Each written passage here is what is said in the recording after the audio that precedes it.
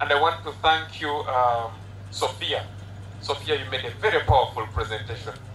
The need for continuous training of midwives. I've just been chatting with some Bazungu. I hope they will give us more resources.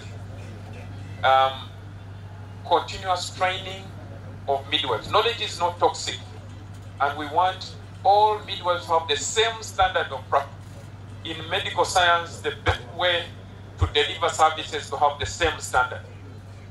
What is being done in Kalungu is the same thing being done in Kakuta, where my friend Edward comes from, is the same thing that's going to be done on the island in Kalangala.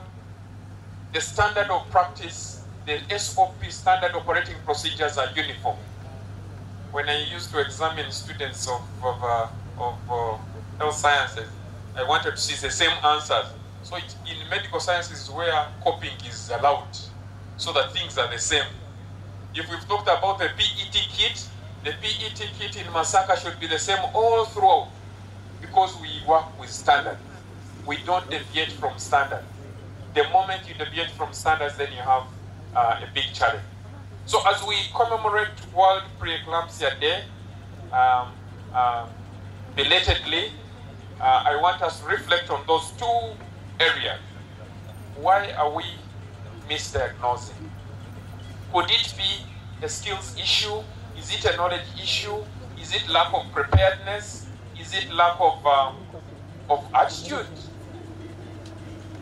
I'm happy this is more of an in-house meeting. It doesn't have many external stakeholders. But for me, let us use this opportunity to reflect on those two things. That report is available on the Ministry of Health website. Dr. Dan and Elena, you can share the learning portal where we can get that report, but we can share it on the Masaka group. The leading cause of all these problems, misdiagnosis, you see the percentage, misdiagnosis, inappropriate intervention. You get a cervical tear, you're doing something else instead of getting direct to clamp, like we had from Masaka, from Kalangala this morning. So, as we move away from here, we need to reflect on those two. For pre-eclampsia, yesterday was in Namayingo. There was another day to end obstetric fistula. This morning we had a very interesting presentation.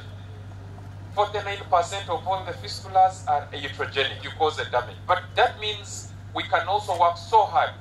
We can work so hard with our teams to make sure that the skills are updated as long as there is good attitude. And that's what I see in Masaka.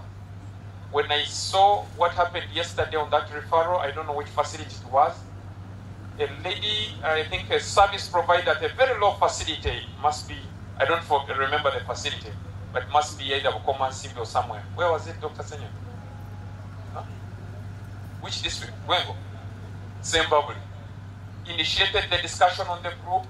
The referral was organized. Thank you, Masaka Regional Referral. You deserve to be a Mulago, and I think you are moving towards that. When I had Mulago, I thought there was another Mulago here. So you deserve to be a real Mulago, and I really think that that is an exemplification that our system is working. That is what we wanted to see, a responsive health system. Please, ADHOs, tell those midwives, we are not going to allow a maternal death at the Health Center 3. I repeated that this morning. A maternal death at the Health Center 3 is a sign of a system failure.